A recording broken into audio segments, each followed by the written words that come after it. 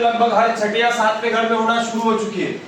और यही सेम स्थिति अगर भारत देश में रहती है तो WHO वर्ल्ड हेल्थ ऑर्गेनाइजेशन के माध्यम से वार्निंग आ चुकी है कि भारत देश में यदि जागरूकता का प्रमाण 2032 तक नहीं बढ़ाया जाता है तो भारत देश में हर तीसरा व्यक्ति कैंसर का पेशेंट जरूर होगा और 2026 से इसकी एक हल्की हल्की महामारी भी दिखना शुरू हो जाएगी। तो चलिए सर मैडम आज इस विषय की शुरुआत करते हैं। आप सभी को प्यार भरा गुड मॉर्निंग और दिल से नमस्कार। संक्षिप्त में एक छोटा सा परिचय देना पसंद करूंगा। मेरा नाम Vaibhav Telhande from Maharashtra stop cancer mission इस परिवार से पिछले 2.5 सालों से संस्था के साथ जुड़ा हूं। देश के लगभग 6 से अधिक राज्यों में इस कार्यशाला को समाप्त कर चुका हूं। आज की डेट में लगभग 650 से अधिक कार्यशालाएं समाप्त हो चुकी है। यही अद्भुत और अमूल्य कार्यशाला आज की डेट में लाखों लोगों का जीवन कैंसर से बचा चुकी है। और यही अद्भुत और अमूल्य कार्यशाला आपके समक्ष प्रस्तुत करने हेतु माननीय डीओ सर, माननीय BRC महोदय, हमारे प्रिंसिपल्स और हमारे जन शिक्षक महोदय, इनके विशेष प्रयास, इनके विशेष परमिशन से कार्यशाला आपके समक्ष प्रस्तुत की जा रही है। हम चाहते हैं कि उनके लिए एक बार जोरदार दिल से तालियां। बहुत बहुत धन्यवाद। चलिए सर मैडम आज इस कार्यशाला में आगे बढ़ते हैं एक अच्छे विचार के साथ। मेरी नजर में एक विचार नहीं बल्कि इस धरती पर जन्मे हुए हर एक इंसान के जीवन की सच्चाई है। महान बौद्ध धर्मगुरु दलाई लामा जी की ये 4 पंक्तियां है। इन्होंने इन 4 पंक्तियों में इंसान के पूरे जीवन की सच्चाई व्यक्त की है।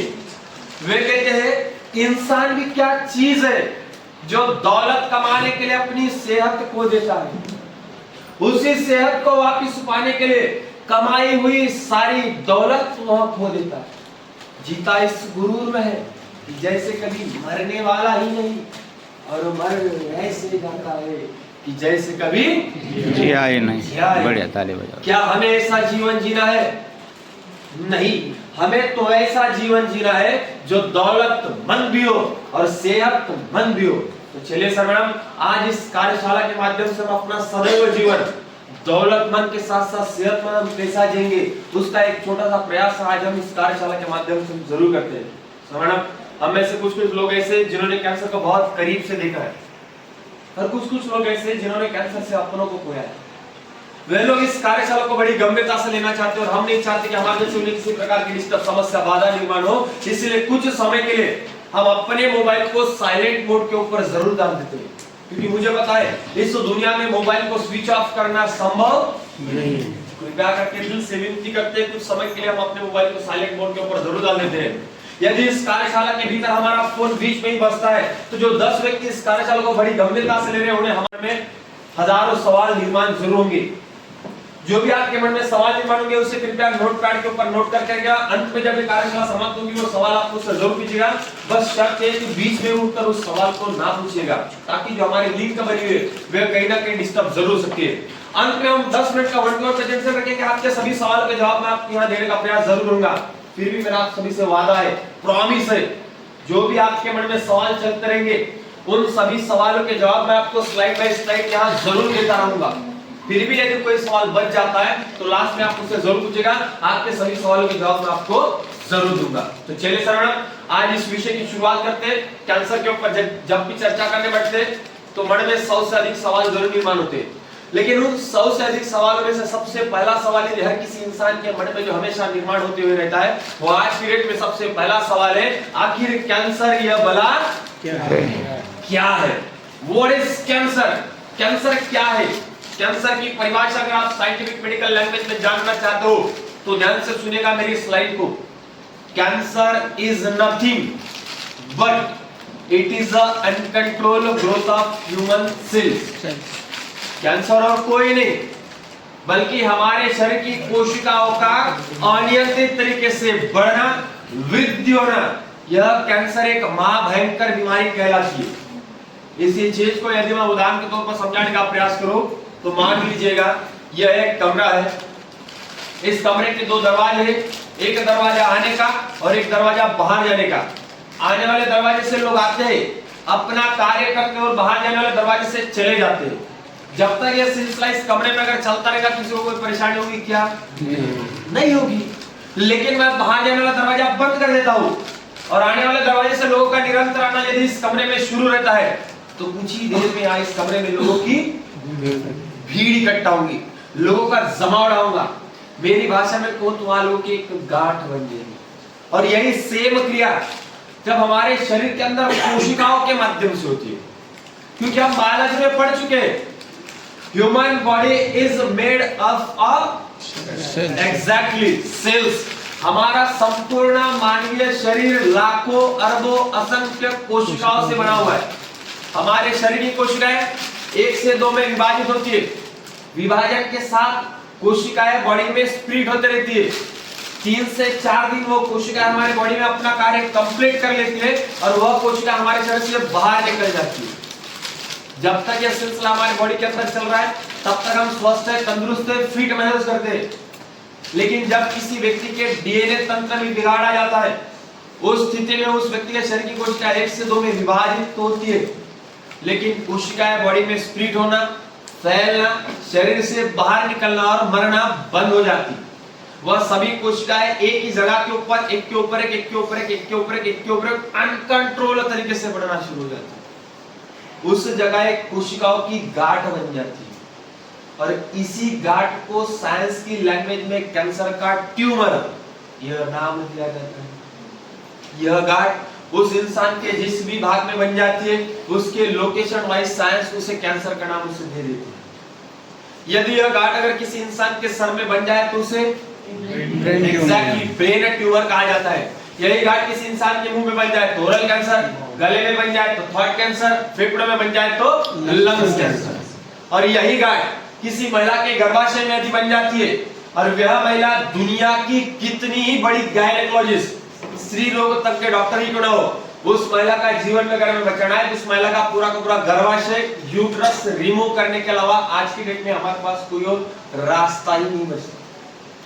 यही गांठ किसी महिला के ब्रेस्ट में स्तन में निर्माण हो जाती है, वह गांठ अगर थर्ड स्टेज के आगे निकल जाती है, उस महिला का जीवन में अगर हमें बचाना है तो उस महिला का पूरा ब्रेस्ट रिमूव करने के अलावा आज की डेट में हमारे पास कोई और रास्ता ही नहीं।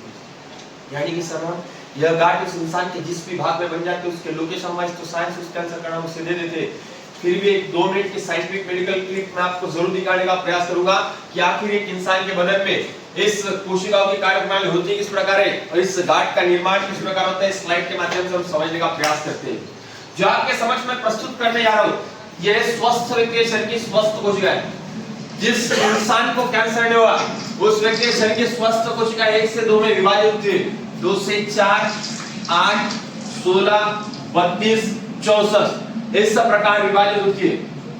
विभाजन होने के साथ साथ ध्यान में रखिएगा कोशिकाएं बॉडी में स्प्लिट हो रही है, फैल रही है। जब तक कोशिकाओं का विभाजन होना शुरू है, फैलना शुरू है, तब तक हम स्वस्थ हैं, तंदुरुस्त हैं, फिट महसूस करते हैं और इसकी डिवाइडेशन की गति जो होती है वो एक नेचुरल गति होती है। यह चल रहा है मतलब हम स्वस्थ हैं। लेकिन अभी जो आपके समक्ष प्रस्तुत करने जा रहे हैं कैंसर पीड़ित व्यक्ति के शरीर की कैंसर की कोशिका है। जिस इंसान को कैंसर हो जाता है वो स्थिति में उस व्यक्ति के शरीर की कोशिका 1 से 2, 2 से 4, 4 से 8, 8 से 16, 16 से 32, 34 इस प्रकार विभाजित होती है। लेकिन कोशिकाएं बॉडी में स्प्लिट होना, फैलना, शरीर से बाहर निकलना और मरना बंद हो जाती है। वह सभी कोशिकाएं केवल एक ही जगह के ऊपर एक के ऊपर एक, एक के ऊपर एक, एक के ऊपर एक अनकंट्रोल तरीके से बढ़ना शुरू हो जाती है। उस जगह एक कोशिकाओं की गांठ बन जाती है और इसी गांठ को साइंस के लैंग्वेज में कैंसर का ट्यूमर का नाम दिया जाता है। अब दोनों स्लाइड को हम साथ में देखने का प्रयास करेंगे। आपको नजर आ रही है स्वस्थ व्यक्ति के शरीर की स्वस्थ कोशिका है। इस तरफ आपको नजर आ रही है वो कैंसर पीड़ित व्यक्ति के शरीर कैंसर की कोशिका है। दिन सेम है लेकिन नीचे बदलते आंकड़ों पे ध्यान जरूर रखिएगा। जब स्वस्थ व्यक्ति के शरीर की स्वस्थ कोशिकाएं केवल 8 बन जाती है उतने ही समय में कैंसर पीड़ित व्यक्ति के शरीर में कैंसर की कोशिकाएं 280 बन जाती है। जब स्वस्थ व्यक्ति शरीर में स्वस्थ कोशिकाएं 16 बन जाती है उतने ही समय में कैंसर पीड़ित व्यक्ति शरीर में कैंसर कोशिकाएं 596 बन जाती है। जब स्वस्थ व्यक्ति शरीर में स्वस्थ कोशिकाएं 32 बन जाती है उतने ही समय में कैंसर पीड़ित व्यक्ति शरीर में कैंसर की कोशिकाएं 1480 बन जाती है। यानी कि इस कार्यशाला में यदि गणित के विशेषज्ञ बैठ चुके होंगे तो वह 100% समझ चुके होंगे कि स्वस्थ व्यक्ति की तुलना में कैंसर पीड़ित व्यक्ति शरीर में कैंसर की कोशिकाएं 40 गुना ज्यादा तेजी से बढ़ती है। यानी कि जब स्वस्थ व्यक्ति शरीर में स्वस्थ कोशिकाएं केवल 1 बन जाती है उतने ही समय में कैंसर पीड़ित व्यक्ति शरीर में कैंसर की कोशिकाएं 40 बन जाती है। इतना तेजी से कि इंसान के बदन में कैंसर ग्रो करता है। साइंस का कहना सीधा और साफ है भले ही हम ऊपर से कितने स्वस्थ और तंदुरुस्त क्यों ना दिखते हो, लेकिन हमारे शरीर में होने वाले बदलाव का हमें समय समय पे जान लेना बहुत जरूरी है। नहीं तो एक इंसान के बदन में 50 से 60 ग्राम का कैंसर का ट्यूमर निर्माण होने के लिए महज 20 से 25 दिन का समय ही मोर देन सफिशिएंट है।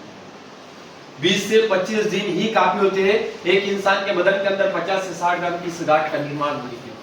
सो मैडम, आए दिन प्रतिदिन अखबार में, कहानी में या फिर किसी न किसी घर की कहानी किसी न किसी के मुंह से हम जरूर सुनते हैं कि जो इंसान 6 महीने पहले स्वस्थ तंदुरुस्त फिट था, लेकिन अचानक से 6 महीने बाद उस इंसान की पेट के अंदर आधे से 5 किलो की इस गांठ का निर्माण हो जाता है। उस स्थिति में उस ट्यूमर को हम डिटेक्ट कर लेते हैं, ऑपरेट करवा लेते हैं, सर्जरी सक्सेसफुल भी हो जाती है।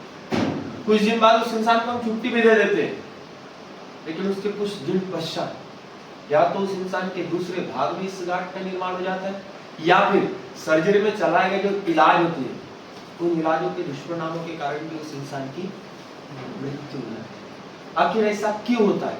तो यही साइंस मैंने आपको यहाँ कर समझाने का प्रयास किया होगा कि जब स्वस्थ व्यक्ति शरीर में स्वस्थ कोशिका केवल 32 बन जाती है, उतने ही समय में कैंसर पीड़ित व्यक्ति शरीर में कैंसर की कोशिकाएं 1480 बन जाती है। इतना तेजी से एक इंसान के बदन में कैंसर ग्रो करता है।